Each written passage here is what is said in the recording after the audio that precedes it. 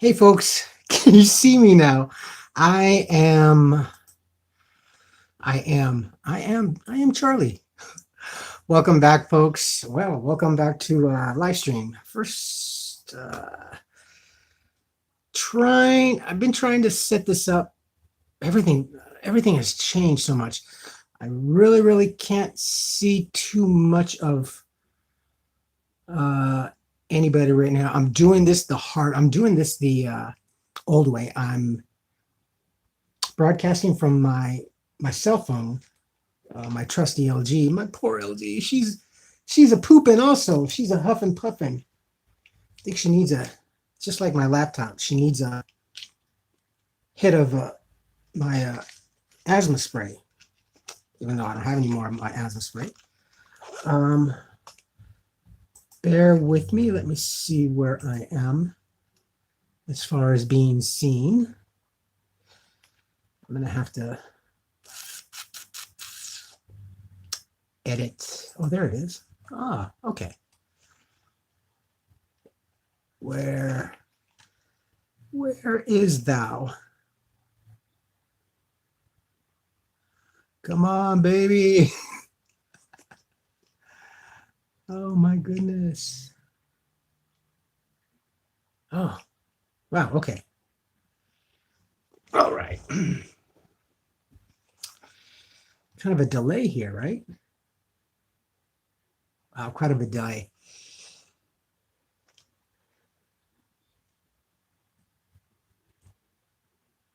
Yeah, it's a delay here. The delay is quite long. I see one here. I see two now. And Jojo, I see you. Hello. Wow, quite the delay here. Yes. I Terry. Hello, Terry. I apologize. Can you folks hear me? First of all, can you hear me? Cam works now. Sound?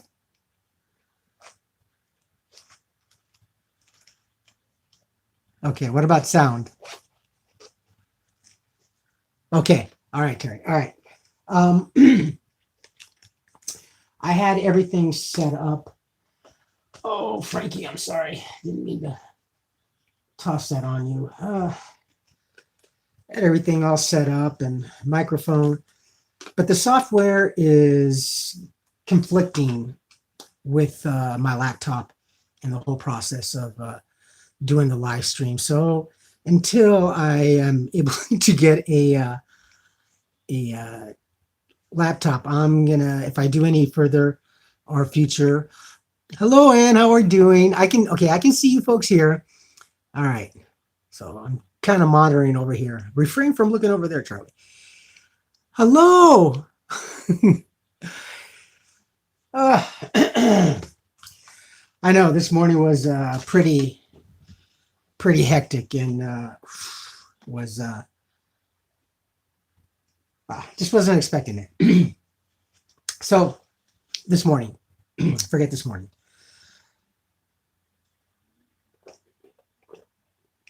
I got my Powerade and or Gatorade, and I got my snack, my plum. I love black plums. All right, folks.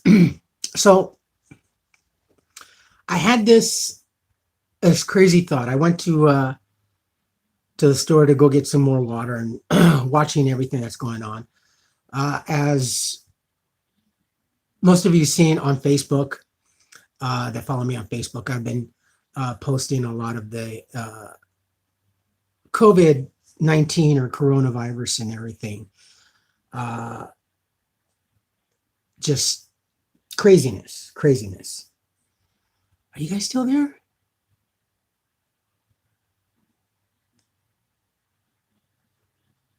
Disappeared over here. Okay. So so the numbers over here is just wow, it's really crazy. So anyway, I just came back from the store about a half hour ago, and I was thinking, and I just fell into the rabbit hole. I was thinking to myself, with the whole COVID-19 coronavirus crisis, um,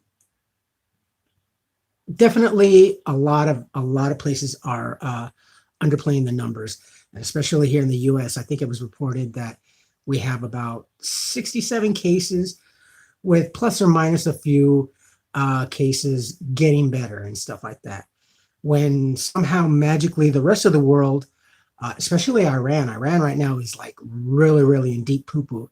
And if you can see on some of the news, the leader has befallen uh, ill. He was doing a press conference and everything, and you can see him as he's standing next to the podium while he's being presented. He's all sweating and wiping his brow, and I don't know if that's when he was taken ill or if he was just nervous and everything. But certainly, the numbers are being underreported, and that's kind of expected because, especially here in the U.S. and other countries, um, the U.S. wouldn't dare to say, "Okay, things are really, really bad." Like in other countries, like in China and what have you, they're saying stay home and everything like that. So yeah, definitely stay home and everything. But we can't tell people here in the United States to stay home because what happens if everybody does stay home? What happens to our economy if everybody stays home? No one's going to make deliveries. Amazon certainly would be coming to a halt. Production in whatever production we are still doing here in America seems very little, if anything, to none. So of course they're gonna underplay the numbers and everything. They say, don't worry about being exposed to coronavirus here in the United States. Go on about your business, continue production. Kind of like when during wartime efforts, we got to keep working for America. We got to provide for the war effort. Keep working. So then we had, while all our men were overseas fighting the war, women, of course, here in the United States, thank goodness, uh, picked up all of America by the bootstraps and started production while men folk were out and overseas and fighting the war. That's great and everything. That's the way we're supposed to work, right? We're supposed to cover for each other. But certainly, this is a different case and a whole different scenario altogether. Uh, so if nobody goes to work, especially like in my field, well, in my employment, working in retail, if no one's there to sell you anything or to provide you with anything, what's going to happen to our economy? It's going to tank. Well, it's already tanked. I mean, first thing this morning when I turned on the news, we were about 28,000 points down on the red. Well, no, I'm lying. It was about 1,000 points. And then I saw the ticker slowly going down. And my first thought was I hadn't seen anything like this since 2008, the big crash of 2008, which of course most of you can remember. And unfortunately, a lot of people were greatly affected and became homeless because of everything. My ex-wife and I, we were homeless here in California just shortly after we got back from Las Vegas, and we were living we had an Isuzu Rodeo, and we were living in our truck. We were both actually shortly after coming to California. I got a job working at Old Navy at the Santa Anita Mall or Westfield Mall here in Arcadia. And about maybe 2-3 days later, Holly had gotten a job, I believe, with Gymboree Gymboree. She was working at Gymboree, which was the children's store. And then I ended up, I think, I got a second job. Oh yeah, I got a second job at the Bombay Company, which is a furniture store. Any of you folks remember the Bombay Company? Unfortunately, they went belly up. So, but I stayed with them. It was a good company, and I was assured that shortly, actually within a week of being hired, the news came down, and my manager told me, "Charlie, I hate to tell you, I know I just hired you, but the company declared bankruptcy, and we're going to have about 3 months. So I stayed with the company, and I was compensated for it. So, but all the while we were working, I got a second job, and she had gotten a second job with Bath and Body. But living in our truck and being homeless and trying to make ends meet, um, of course, having to deal with the homelessness situation, and then we saw that the economy was starting to kind of tank, and I was watching this. One thing that I've always managed, and for some reason or another, even as a child, I was kind of fascinated towards business and everything. Uh, Kind of wish I had gone in a different direction in life, but oh well. I'm grateful for the printing and manufacturing industry that I got into. But we were seeing this. We used to park at Santa Anita Inn, which was a great big hotel, beautiful old hotel that had been around forever. It was just across the street, kind of adjacent from the Santa Anita track. And from there, we got a weekly in Duarte, and then the economy just started really, really hitting. Trying to keep abreast about the news and the economy, and she wasn't too much into it. She was kind of uh, letting me handle all that and trying to inform her and everything. But we saw the economy go really bad with Washington Mutual shutting down, and there were two Washington Mutuals, one close by the motel that we were at, a smaller one, and another one down by where the Target sheriff station is, right? Kind of like Foothill and Mountain, not too far from where the Walmart is, where I go and stuff occasionally. But both those locations were shutting down, and people were lined up for a long time, just waiting. And I'm thinking, God, this is bad. This is reminding me of the depression of what our grandparents had to endure and everything, with people not being allowed to go to the banks, not being allowed to withdraw their money, um, the run on the banks and everything. And then that was our modern run on the banks for 2008. And a lot of folks were affected by it. And being homeless for the last almost 5 years here in Pasadena, I had run into a lot of people, and the majority of it was that, yeah, they got tanked in the economy, and they were locked out. They lost their homes, their property, their 401ks, everything that they had vested just was swallowed up and everything. And try as they may, they never recovered, and henceforth, a lot of them ended up in the streets. And I unfortunately had the pleasure of, I say unfortunately because it just, I'm grateful for meeting them, but hearing the stories was just awful. These people were just never in a million years expecting the economy to go bad. I mean, the last time the economy went down was when we had 9/11. My first wife and I, we lost our butts off of that. I mean, cash out my 401, lost my job, stuck in Stevens Point, Wisconsin. Well, it was better there to be stuck there than in the big city. I don't know how we could have handled it, but going to credit court and the whole 9 yards, and just it was just terrible. But it was actually kind of minute compared to 2008. And now, given in 2000 or 2020, this is really bad. When I saw that red line, that graph, the whole bar was just declining, all red. That scared the hell out of me. That really was scary. And I kind of knew that, I had a feeling that something was going to happen. I've been watching a couple of other YouTubers that are pretty well in touch. In fact, one of them had been, I believe, demonetized because he was being classified as just propaganda and stuff. And he was giving the numbers, and he was even saying that the WHO, the World Health Organization, was uh, underreporting all the numbers, and they were. You know, you go to the CDC site, and they don't give you numbers. They just pretty much tell you, be calm, be cool.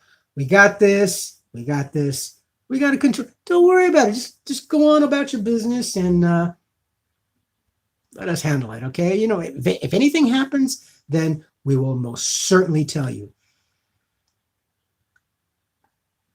We in America have had a latency that we have become too dependent on mainstream media. I stay away from mainstream media. I used to watch ABC and NBC quite a bit, and I had long after I think after 2008, I stopped. I just focused basically on the internet for my news, and everywhere, everything from local news organizations here on the internet to even RTTV, Russian TV. And I know, but they have a tendency to give more information that's not really revealed here in America, or that they don't want to. So a lot of the times they say it's just propaganda. Well, propaganda may or may not be the case, but certainly the information and the numbers that you find on the internet, news and what have you, really conflict with what we are being told here in the stateside. It almost seems like you can almost compare it to how Chinese citizens are being subverted to give information out. Like I believe they're not even allowed to really speak. Although as of late, some of them have been risking a lot to get the word out of their country and into the free world. And a lot of people are being shut down, and I commend those people. Now, whether you want to take it as truth or whatever, take it with a grain of salt, I guess. Me, I kind of jump in and then sieve out whatever information that I think is going to be best suited for me. And I usually post on Facebook for my friends and my family and everything. And for whatever follows I have from you folks that follow me on YouTube, um, I put it out there. And I put it out there um, for you to decipher. Other than the mainstream media, CBS, ABC, NBC, Fox, uh, whatever's out there. The only one that I really watch out here is KTLA, and I just watch KTLA 5 News because it's local news. I mainly watch KTLA News, and I've been watching it for a long time too, even when I was a child. But I watch them for local news, and that's where I get my local news. My world news and everything else, if I hear something as I'm flipping the channel, I go directly to the internet and try to get, the real skinny on everything. So, and as of lately, especially today, they were saying, oh, we're not in a pandemic and whatever. And now, they're just now, I think as of a few hours ago, the CDC is kind of saying that, yeah, well, maybe it's kind of a pandemic. Let me check here. And they're not really wanting to say too much because they don't want to scare the heck out of us, because um, we used to have this saying back in in the 70s, I feel like a mushroom being kept in the dark and fed shit. So that's the way I feel that they want to information us, keep us in the dark and just feed us a whole bunch of manure. For those few, they're safe with trusting and everything. Now, I'm not anti-American or anything by that, not even, but don't always trust everything that comes.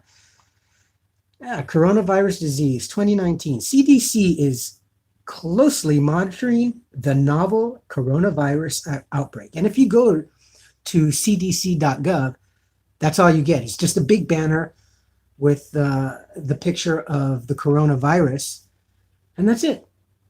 And it says, what if you have the flu, adult vaccinations, winter weather, and that's it. That's it. And they're just corona outbreaks 2019. Hard boiled eggs is underneath.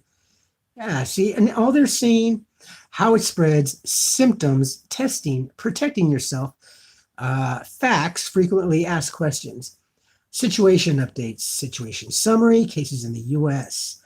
Cases in the US. The laptop is very slow. Updated February 24th, 2020. CDC is closely monitoring an outbreak of respiratory illness caused by a novel new coronavirus. The outbreak first started in Wuhan, China, but cases have been identified in growing numbers of other international locations, and it's a hyperlink to click, including the United States. The page will be updated regularly on Mondays, Wednesdays, and Fridays. COVID-19 confirmed cases in the United States travel-related is 12. Person-to-person spread is 20. Total confirmed cases, 14. Total tested, 426. 14 out of 426 as of yesterday. No. That is really so. You're telling me that here in the United States, we have this invisible barrier. We have this invisible filtration mask that is just really protecting us.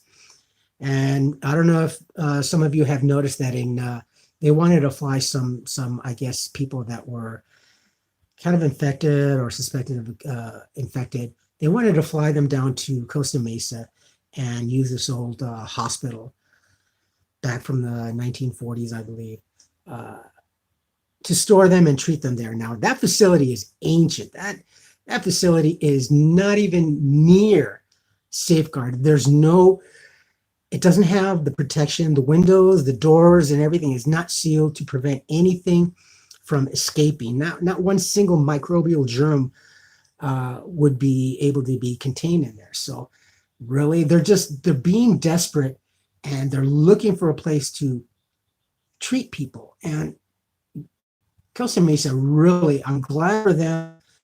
Hats off to them. Everybody just unified. They're saying no.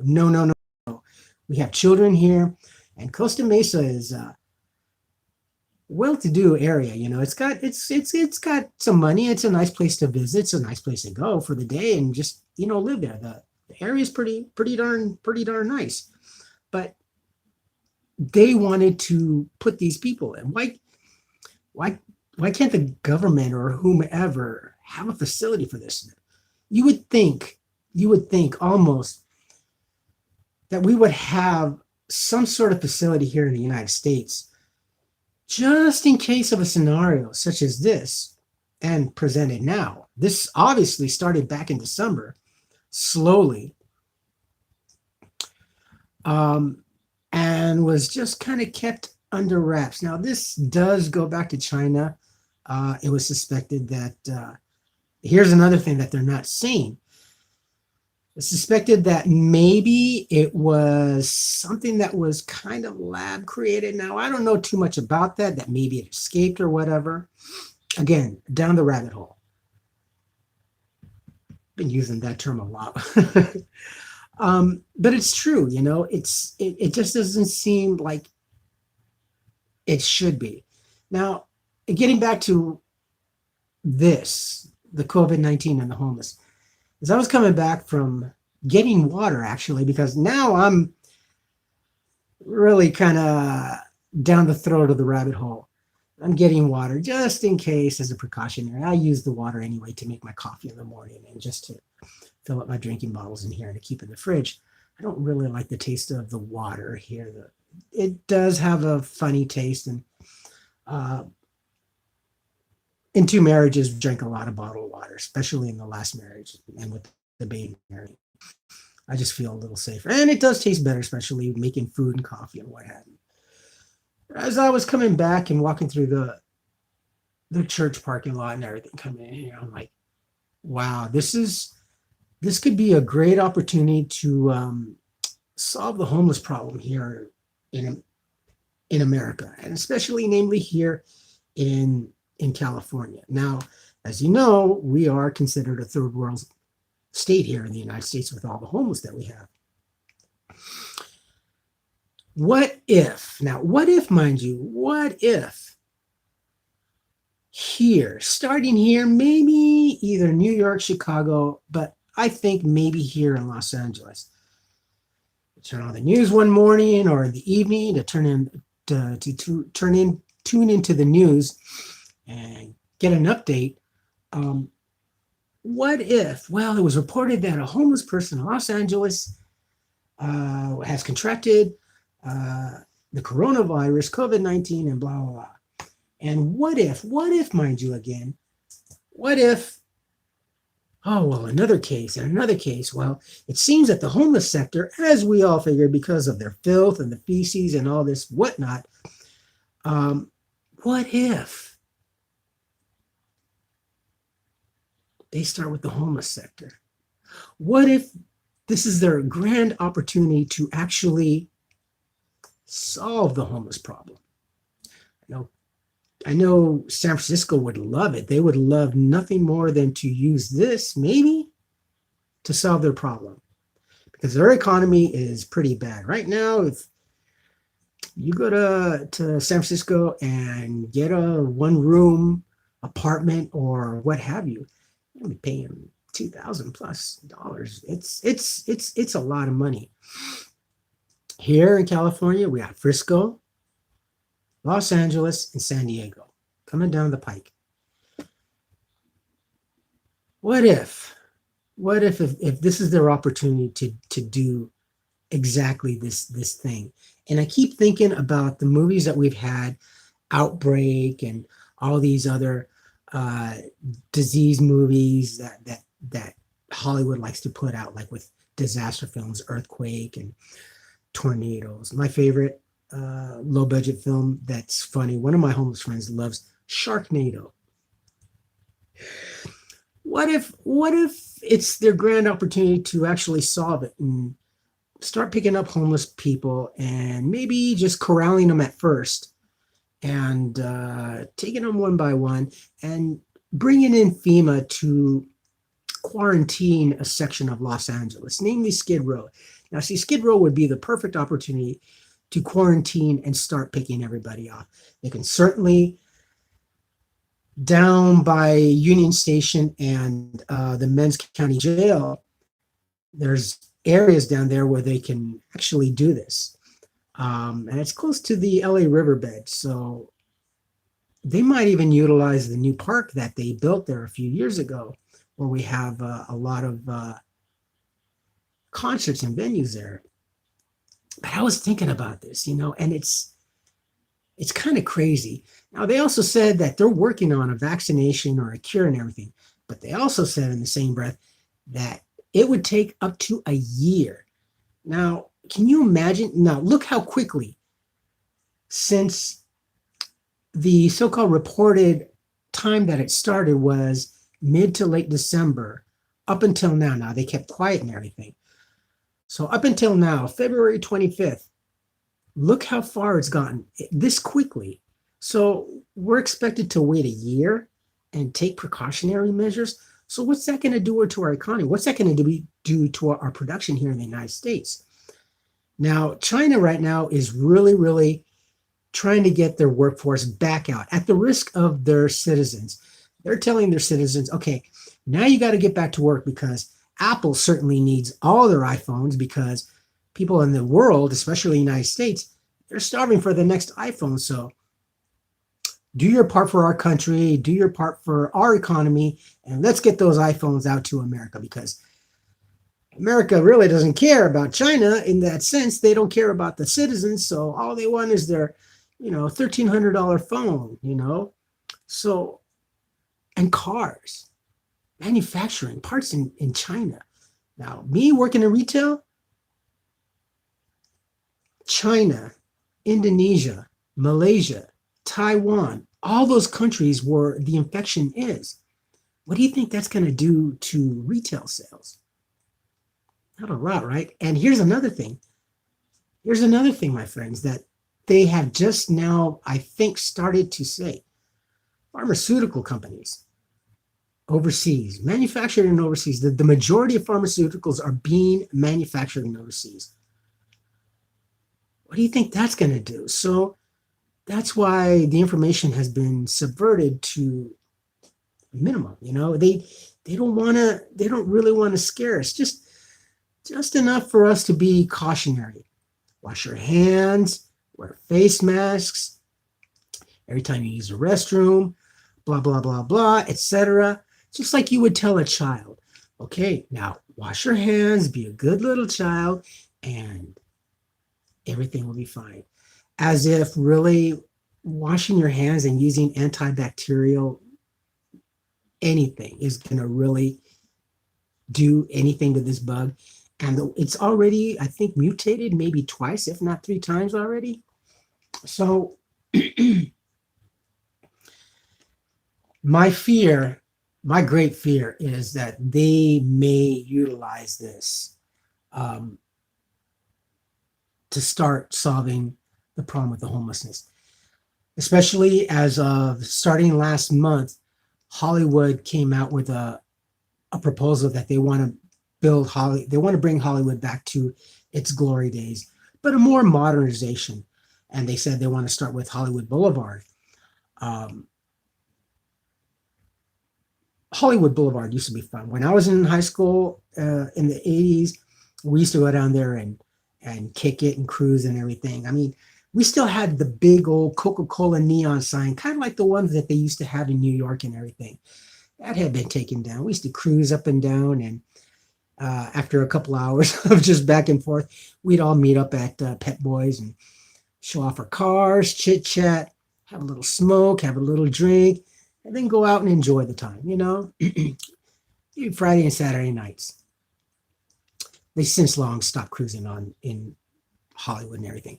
But they showed the artist rendering of the proposal of what a new Hollywood Boulevard would look like.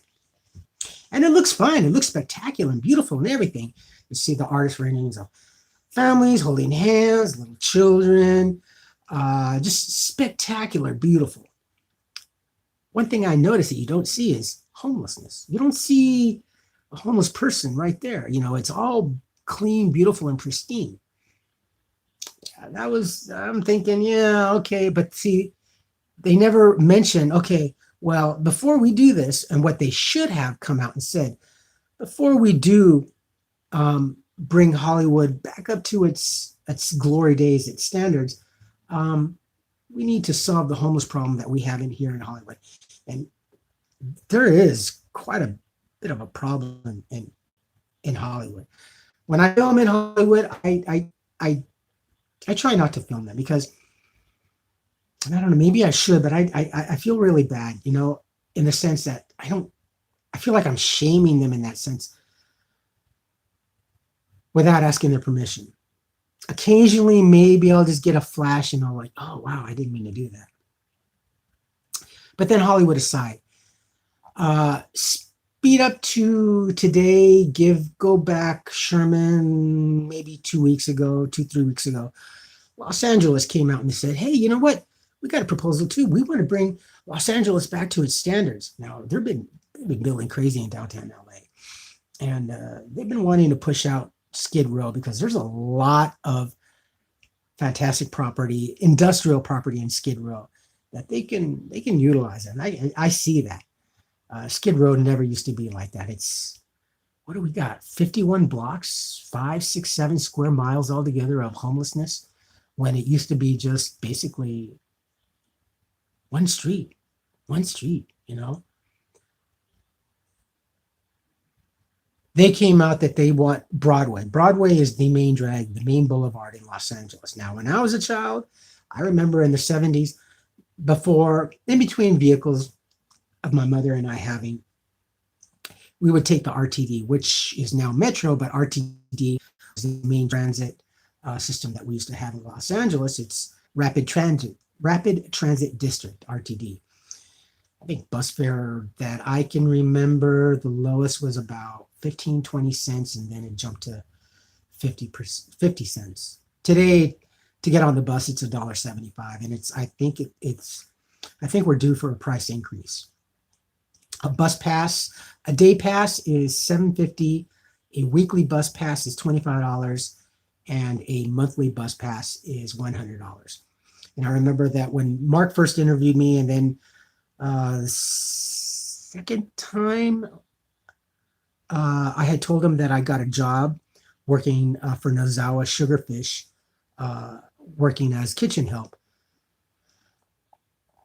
Oh yeah, he interviewed me via laptop, via Google, whatever was the program that we used. I was outside in the library after hours with my laptop, on this very laptop. He and I did an interview and stuff, and he was all happy and surprised that I got a job, and so was I, you know. And he asked me, he goes, "What's your biggest challenge in getting to work?" Because I had, from Pasadena, I had to go down to Figueroa, 7th and Fig, down to the block. That's like the main area. That's where I trained at first. I was going to be trained at the Hollywood location, but they sent me to the downtown area. And right there, it's the Diamond District, it's the Jewelry District, it's the Garment District, it's the Business District. Everything right there is the hub. People would start to line up at 10 o'clock in the morning. We didn't open our doors for lunch until 11 o'clock. But yeah, there would be already a lineup there and everything.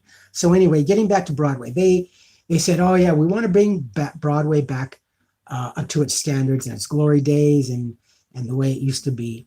And they showed the artist renderings. What they want to do, actually, Broadway is already kind of a narrow street, maybe I want to say a 4-lane street, very, very, very tight, a lot of traffic down there. What they want to do, actually, bring it down to 2 lanes, traffic otherwise, and bring in the sidewalks and everything for the pedestrians to use. If not, maybe close a section off altogether and just make it pedestrian friendly. And they showed the artist rent there. Yeah, see the CDC warning, not if, but when. Not if, but when. Well, that time has long expired. But anyway, the artist rendering was showing, again, beautiful. Families together, walking hand in hand, enjoying the walk and everything. It's all beautiful with trees and places for a respite and maybe some shops and alfresco restaurants and what have you. And I looked at it, I'm thinking, yeah, that's great. You know, that'd be super fine and beautiful. I'm all for that. Again, one thing you don't see, there's no homeless. There's no homeless. And they had never said, like Hollywood, they never said, but before we do this, we have to solve our homeless problem, get these poor souls off the street and housed before we do this. You go down on Broadway and you will see so many homeless people, so many. You go south, San Pasqual, right by the old Greyhound station. That's right there. It's awful. On some nights, actually, and I've seen this, they kind of close off the area and police are there. If homeless people kind of meander, they kind of push them out of the way. Right there where I used to work on Fig, there's a lot of nightclubs and fancy restaurants and everything where you're going to pay at least $25, $30 a plate for an appetizer at least. And since it's such a big district with everything, textile, jewelry, money, finance, everything, and then just not even 100 feet, that's where the homeless are. But the homeless are all over there.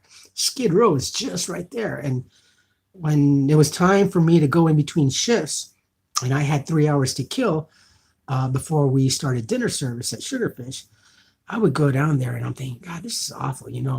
All this money. Look at all these condos and high rises. In fact, they have a nice Whole Foods down there where I used to go get a slice of pizza and a drink for about $6, $7. Great lunch. Fantastic. That Whole Foods is beautiful. They have a Ralph's supermarket down there also. For some of you out in the mid and East Coast, Ralph's is part of the Kroger Corporation. Fry's, I think Publix, not sure about Winn-Dixie or whatever. I don't think Piggly Wiggly is part of it. But anyway, the southern and the eastern stores is a part of Kroger. Kroger is a huge conglomerate, so they have their finger in everything. And I'm thinking, wow, this is kind of cool. You go into this particular Ralph's in downtown Los Angeles is beautiful. It looks almost like a museum. It's very pristine, great salad bar, great olive bar, great deli. I kid you not, they even have a bar. They have a sports. It's huge. You can go in there starting at 7 o'clock in the morning and have cocktails, have a beer, and watch the game, watch the news. And it's pretty fancy. It's downright elegant. And I'm like, wow, this is pretty bitching, And I really hadn't thought about it. And right across from that Ralph's, there's a really, really small, tiny little lonely park, really minuscule park.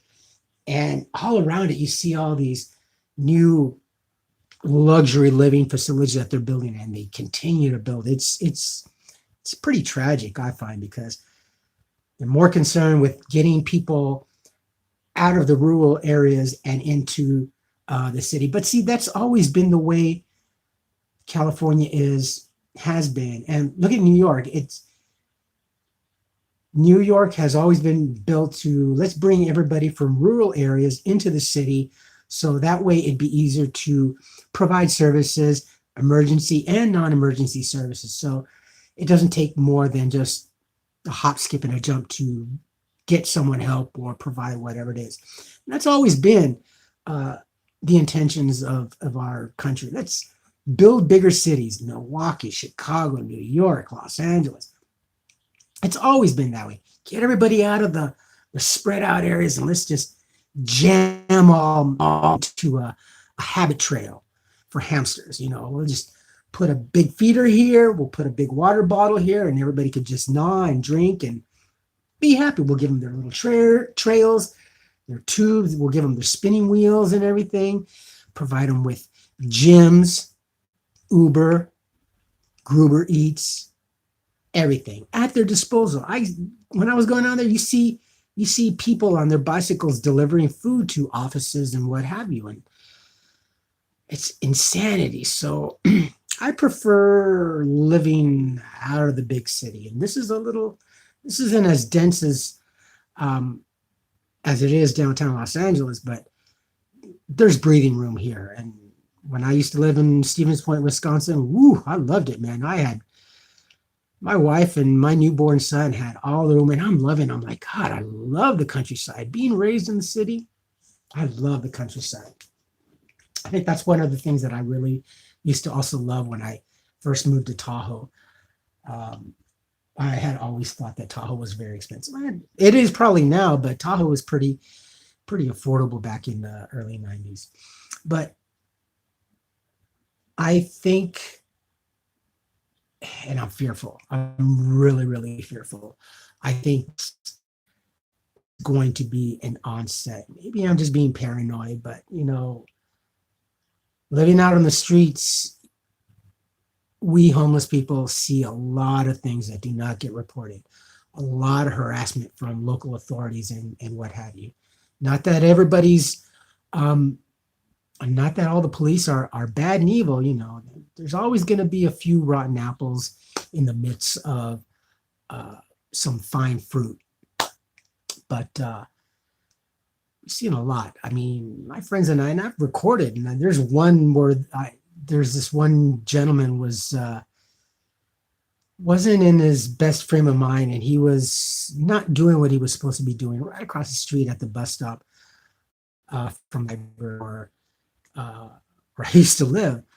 Um, and all you can hear um, crying out. He's crying out for his dad.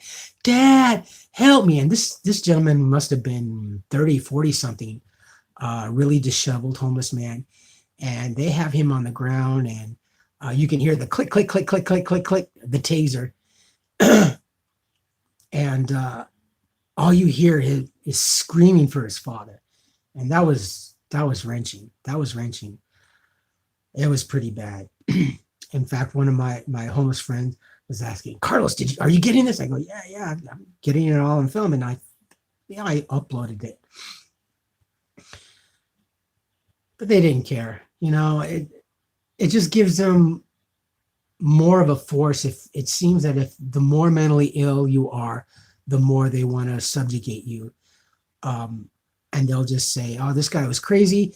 We were doing it for his own health, for his own benefit. We didn't want him to become a danger to himself and then to society. But they were treating him like really, really bad. There were like 3 police officer cars, and it was painful to watch. It was painful to film, but I felt like I had to record this, and then I ended up uploading it.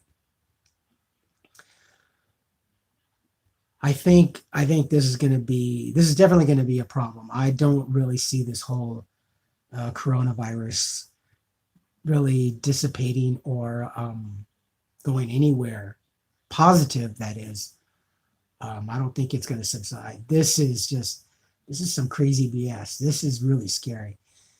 And when we first started hearing about this just a few weeks ago, God, it's already been about a month now. And then they reported that, oh, it's probably already mutated and cases were popping up. My first frame of mind was I'm thinking of Michael Crichton's The Andromeda Strain. Now, the Andromeda Strain I believe it was a government created something that was on a satellite that got mixed up. Because the book was so different from the actual movie. The book was pretty in depth, a lot that we didn't see on the big screen.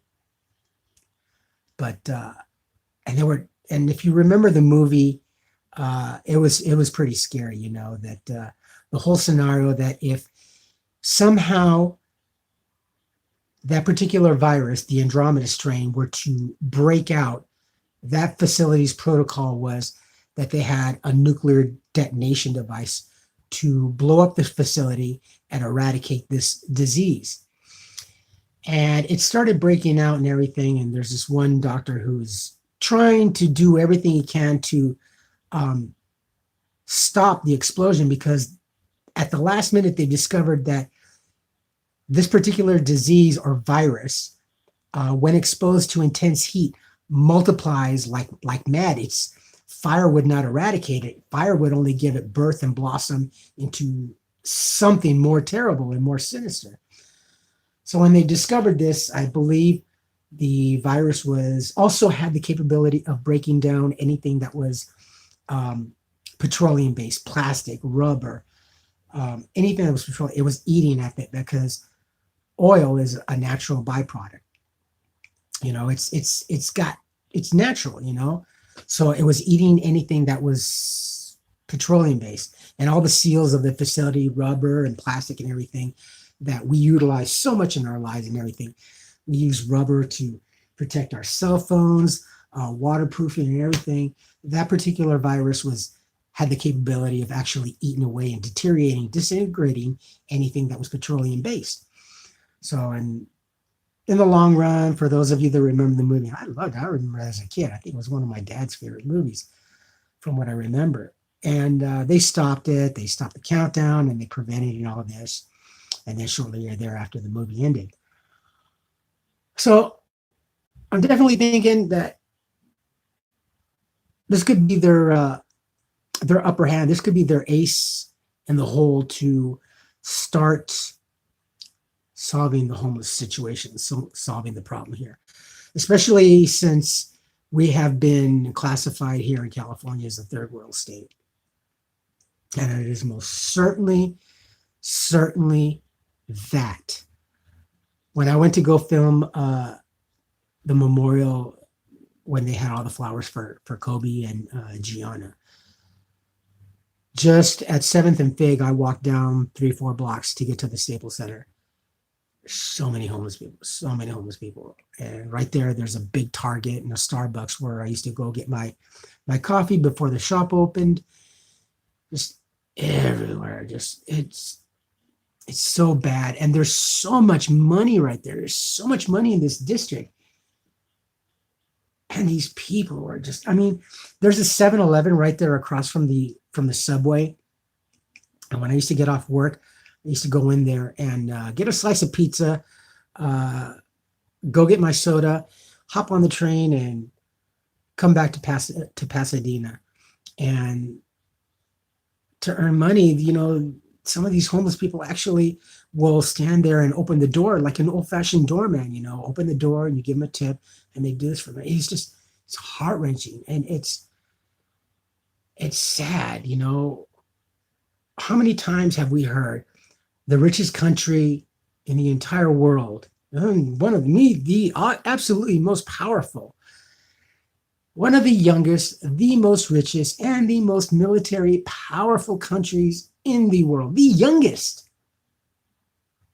can let this happen.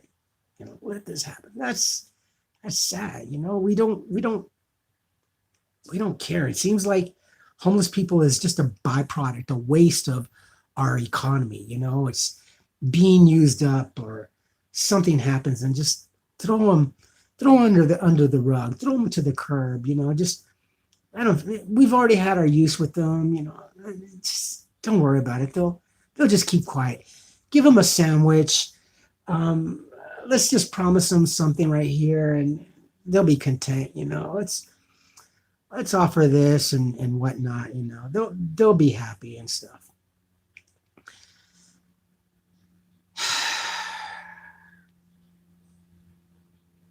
It's shameful. It's disgusting. Certainly, you know, this really scared the heck out of me. You know, and I'm thinking about it. But I guess sometimes you have to go down the rabbit hole. Sometimes you have to think in an evil manner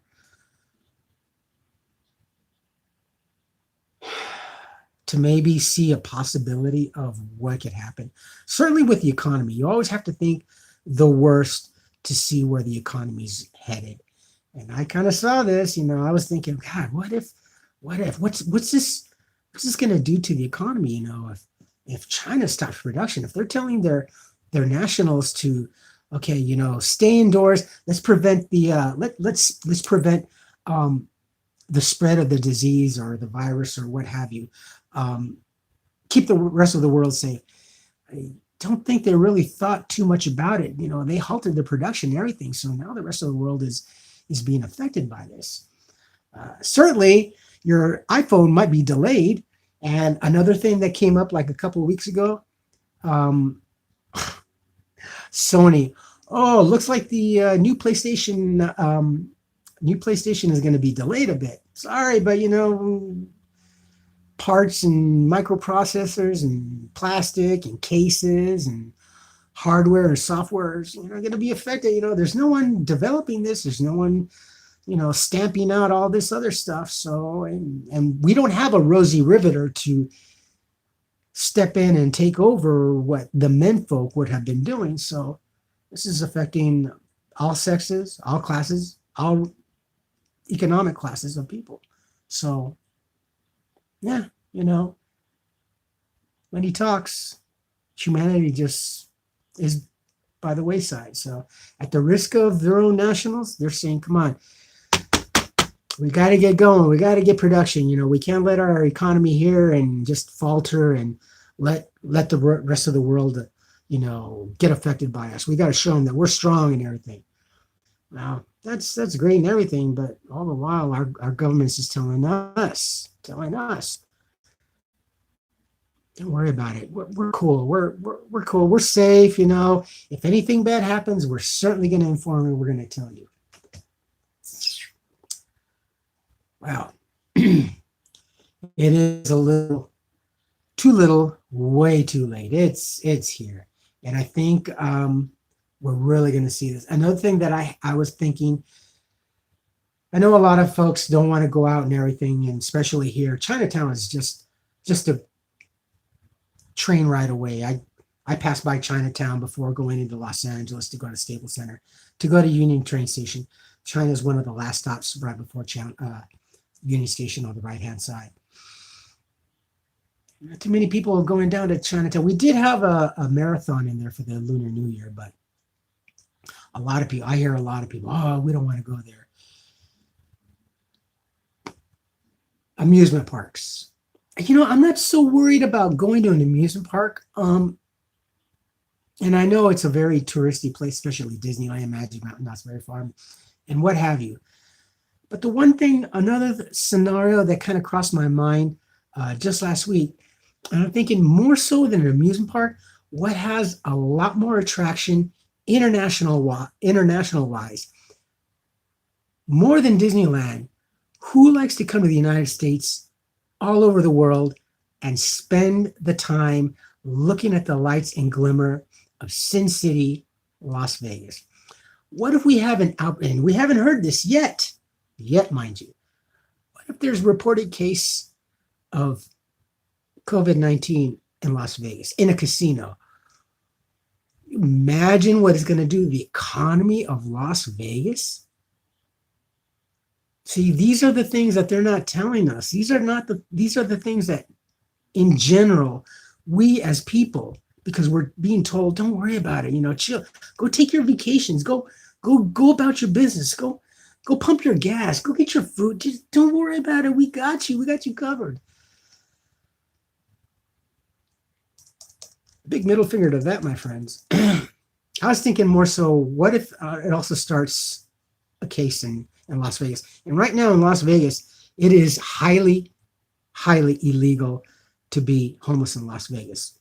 The last time I was in Las Vegas was 3 years ago when I was living in Palmdale, and the lady that I was dating, we went to Las Vegas twice, and we went down to old Las Vegas, past the old strip, down by the old convention center, past down by the cemetery. Now, when I was last down in that section by the Salvation Army, it wasn't really bad. The old casinos down there. You go down there by the old county cemetery. It's pretty close to Skid Row. Sheets, people, makeshift tents and shopping carts and sheets and blue tarps and yellow tarps, and it's just horrible. It's sad. And at the Salvation Army, because I asked one of another person that is involved in the homeless sector for the homeless, I had asked her, by the way, is the Salvation Army still charging the homeless people to go in for the night? She goes, yeah. I go, is it still this much? She says, yeah. Salvation Army in Las Vegas, in order to get a bed, a shower, and a meal, they charge homeless people $5 for that. When I was homeless in Las Vegas, it took me all day to get $5 because I was tired. I had already been there for like 3-4 weeks, and it was early October. No, it was September. It was September. It was pretty darn hot there. And I remember it took me all day just to get a lousy $5. And finally, I think you had to start lining up around 3-4 o'clock in the afternoon. The doors didn't open up until about 6 p.m., I want to say. And you really, really had to get there because it fills up fast. And I went in there and I'm looking around this dormitory filled with bunk beds, and I'm like, God, it seems like a jail in here. This is the first time I had ever set foot in a shelter. ever.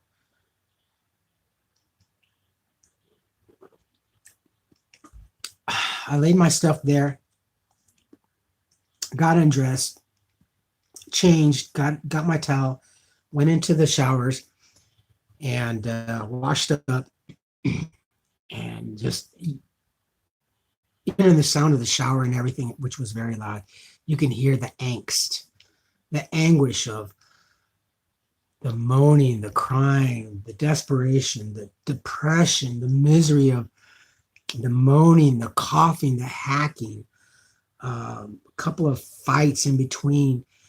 And I'm thinking, and I'm already changing into my clothes and dry it off, and I'm sitting on my bunk, and I'm thinking, fuck, I can't be in here. I cannot deal with this. And they were just going to start to be serving dinner, and I got my stuff, and I said, I can't do this. I'd rather be outside. I'd rather be out there and deal with the heat and everything, and at least I can breathe. At least I don't have to be in the midst of this depressing era. And it's not saying anything bad about it. It's just, for me, already being a depressed person and suffering from depression, I just couldn't be in the middle of that. It was awful. So I grabbed my stuff, and I'm walking out there, and the security guards stands in front of the door, and he's like, "Where do you think you're going?" Yeah, I don't want to, I don't want to be in here. Can I go? No. What do you mean? I don't. This is not my kind of scene. This is not for me. I'm sorry. I can't be here. I'm going to go stir crazy. It was loud. I would not have been able to have gotten any rest any more than early this morning. It was just as bad, if not worse, without the misery. And he said, "Well, once you're out of the front door, you can't come back in." Yeah, that's fine. You're going to lose your $5. That's fine. I just paid $5 to take a shower and take a rest for 30 minutes, and that's fine. That's cool. I don't care. You sure you don't want? They're going to be serving dinner. We're going to be having spaghetti tonight. Blah blah blah. And I'll just go back over behind Fitzgerald's and go fish out a half-eaten hot dog, and I'll go scurry around the casino floor and look for drinks that are left by the slot tables and the slot machines, and drink that. And that's actually what I was doing. I was going into the dumpsters and everything. And even right there, I was eating half-eaten hot dogs. Gross, I know it sounds, but F it. I didn't care. I was already in a miserable state of mind, and cruising around the floor, and someone's cocktail or beer, they didn't finish it, I'll grab it and drink it. You'd be surprised what we do, my friends. For those of you that have never experienced homelessness, it's awful. I'm not ashamed to say that I've eaten out of the dumpster. I've eaten out of the trash can. I've eaten someone's leftovers like that in the raw. I've drank someone else's drink and beverage and cocktail. You got to do what you got to do. You got to do what you got to do, and I've had to do that. Proud of it? Not really proud, but certainly not ashamed to say that. Just like I say, I'm not all churchy. I'm not perfect with God. I'm still striving my best to get great into the grace of God. I will never be 100% Christian. I don't want to be 100% Christian. I still want to be able to float in between the plane and have some sense of reality. I have a lot of friends, God bless them, that are religious, but don't let religion cloud their minds like some organizations do. Like, okay, before we give you a meal, before we do this, we have to pray. Gosh, don't use God as a tool like that. Just open your doors, just start feeding them, and give the option of prayer or religion services after you feed them. after you've given them a shower, after they've had they've gone to their bed or whatever. Don't just initiate and shove religion down their throat, because homeless people, we turn away from God. First of all, because we feel that already God is the first one that let us down. It's not that society let us down. We feel that it's God that let us down. Why, God? Why did you do this to me? Why did you let me come to this point in my life? I had all this. I had a family. I had a beautiful home. I had 3, 4 cars. I had money. I had 2, 3 bank accounts. We used to vacation in the Bahamas, or go do this.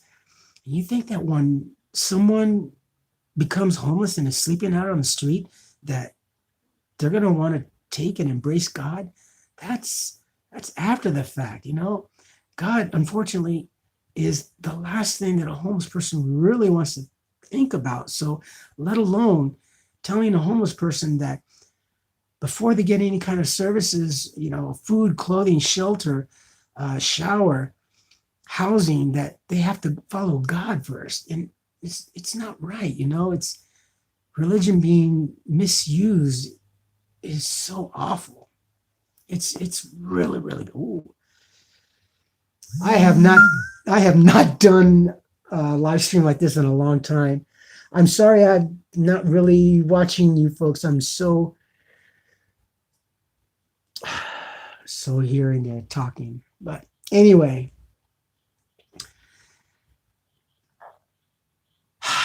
all right. I wanted to share that with you. I jumped into the rabbit hole, and I wanted to share that with you folks. And got a couple of DMs here that I need to check and stuff like that. But anyway, my friends, I wanted to share this little epiphany, if you will, on all this. Everything is just crazy right now. We've started 2020 in a bang up way, right? I mean, wow. I'm going to be 54 here in a couple of weeks. March roars in like a lion and leaves like a lamb coming in April. So I would say that this year has really roared in like a wildebeest, knocking a wildebeest. When it's on the run, it doesn't care what's in front. It'll, at the risk of its own life, it'll just keep running and running and running. So this year pretty much has become a wildebeest, and it's just trudging forward and just nonstop steamrolling. And it's pretty frightening. And the fact that they say that we may or may not have a vaccine or whatever within a year. If that is true, if that's the way their thinking is, and this whole virus has already gotten this out of hand in just a couple of months, what's 10 more months going to be down the road? Or until one is developed? I don't know. My best bet right now, and my best advice, and I don't have anything as far as financial stability. I do have a 401k that I had forgot that I had started working for the company. It's not much. I'm not going to see a penny of it if I ever leave or retire, because all that's going to go to child support and everything. So that's another thing. But for you folks, kind of watch what you're doing. Maybe have some liquidation readily available other than your bank account or whatever stocks or money. Keep things readily liquidable, I would say, would be the safest, because you never know.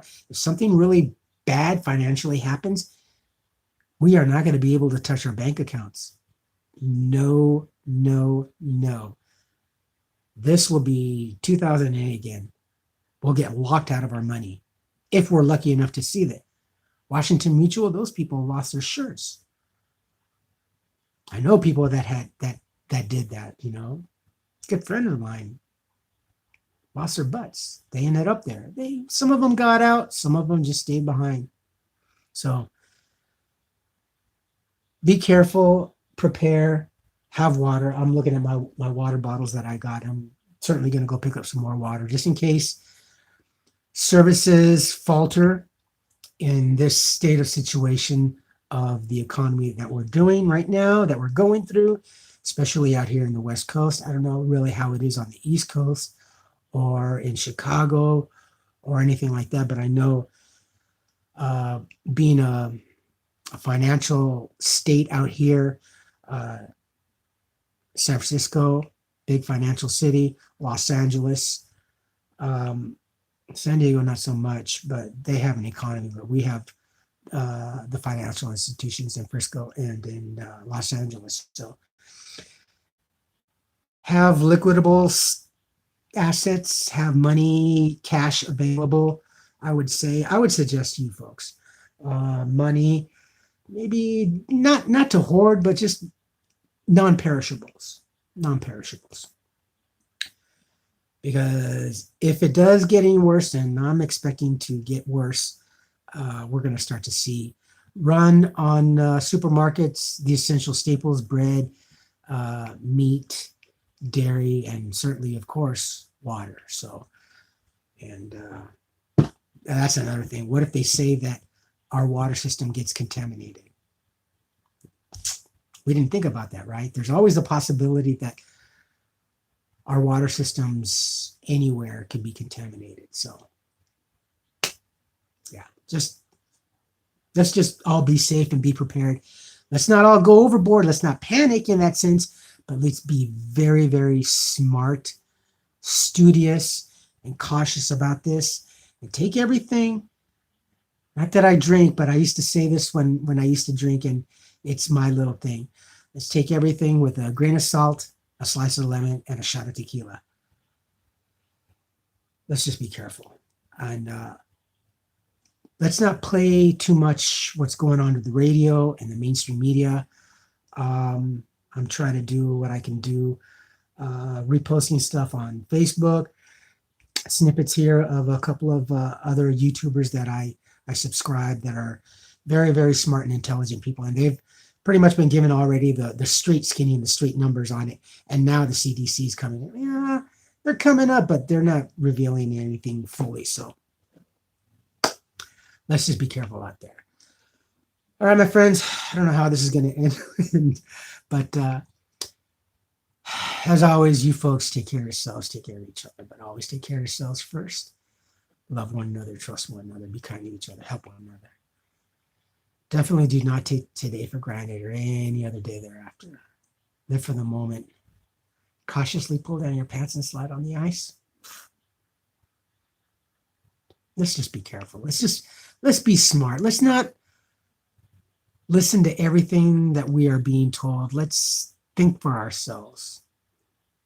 Let's be cautious. All right. All right, my friends. Oh yeah, I'm in there, and I don't have too far to fall down the ladder.